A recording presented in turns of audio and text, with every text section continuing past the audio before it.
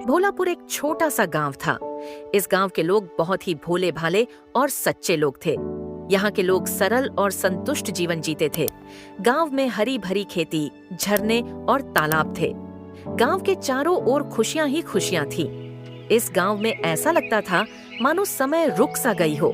यहाँ के लोग अपने पुराने रीति रिवाजों और परंपराओं के साथ जीते थे। भोलापुर में एक बुजुर्ग महिला रहती थी जिसका नाम यशोदा देवी थी।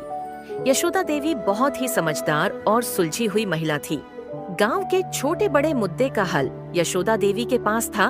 वह बच्चों के लिए दादी माँ और बड़ों के लिए मार्गदर्शक थी। जब भी कोई समस्या आती, लोग यशोदा देवी के पास आते और वो अपनी बुद्धिमता और सूझबूझ से समाधान ढूंढ निकालती। एक दिन गांव में एक अनजान व्यक्ति आया। वो व्यक्ति एक लेखक था। उसके पास एक बड़ा सा बैग था जिसमें वो अपना किताब रखा रहता था। उसने गांव के मुखिया से मिलने का इच्छा जाहिर किया। भैया, गांव के मुखिया का घर किस तरफ पड़ता है? आप आगे से बाएं मुड़ जाना, उसके बाद एक खंबे के पास से दाएं मुड़ जाना। चौथा घर जो है मुखिया का है। ठीक है, धन्यवाद भैया। गांव के मुखिया प्रेम सिंह ने उस व्यक्ति का स्वागत किया और उस व्यक्ति से पूछा, तुम कौन हो और मुझसे मिलना क्यों चाहते थे? तुम किस उद्देश्य से यहाँ आए हो? मेरा नाम पप्पू छतरी वाला है और मैं एक लेखक हूँ। मैं यहाँ आपके गांव के बारे में कुछ लिखने आया हूँ। मैं आपसे गांव के बारे में जानना चाहता हूँ क्योंकि मैंने आपके गांव के बारे में बहुत कुछ सुना है। इस गांव के बारे में कहानी लिखकर आपके गांव को दूर दूर तक मशहूर कर दूंगा। प्रेम सिंह और अन्य गांव वाले बहुत ही खुश हुए क्योंकि उनकी गांव की कहानियां किताबों में दर्ज होगी। लेकिन यशोदा देवी को इस बात पर थोड़ी चिंता हुई। उन्होंने सोचा कि बाहर की दुनिया से जुड़ने से गांव की शांति और संतुलन में कोई दिक्कत न आ जाए। पप्पू छतरी गांव में घूमता और लोगों से मिलता और उनसे कहानियां सुनता और फिर उसे अपने किताब में दर्ज करता। कुछ दिनों बाद गांव में अजीब घटनाएं घटने लगती हैं। खेतों में फसल सूखने लगे, पशु पक्षी बीमार पड़ने लगे और गांव के लोग आपस में लड़ाई झगड़ा करने लगे। सभी लोग परेशान थे कि आखिर ये घटना क्यों होने लगी है हमारे गांव में।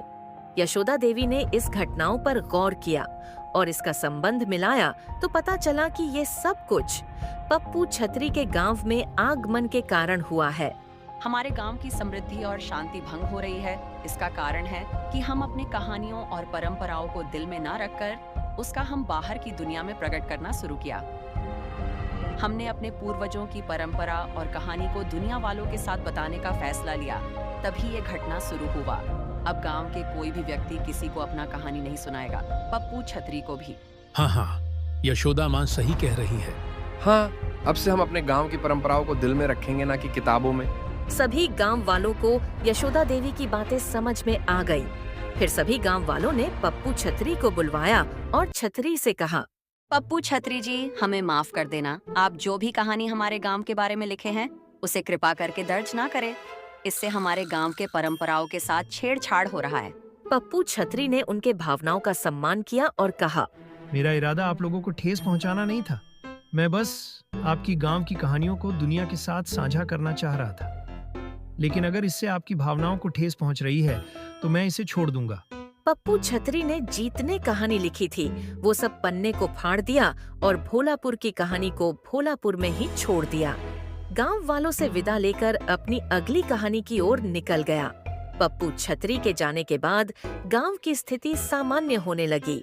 खेतों में फिर से हरियाली लौट आई, पशु पक्षी भी स्वस्थ होने लगे और सभी गांव वाले आपस में मिलजुल कर रहने लगे और अपनी परंपराओं को अपने दिलों में बसाने लगे। यशोदा देवी ने सभी को फिर से समझाया, हमें अपने परंपराओं को अपने दिलों में संजो कर रखना चाहिए। दुनिया वालों की बातों में आकर प्रेम और स्नेह को नहीं भूलना चाहिए। भोलापुर गांव फिर से उसी स्थिति में लौट आया जिसकी वो पहचान थी। सभी हंसी खुशी से रहने लगे। अगर आप लोगों को हमारा वीडियो अच्छा लगा हो तो एक लाइक, सब्सक्राइब और कमेंट जरूर करें। जय श्री कृष्णा, राधे राधे।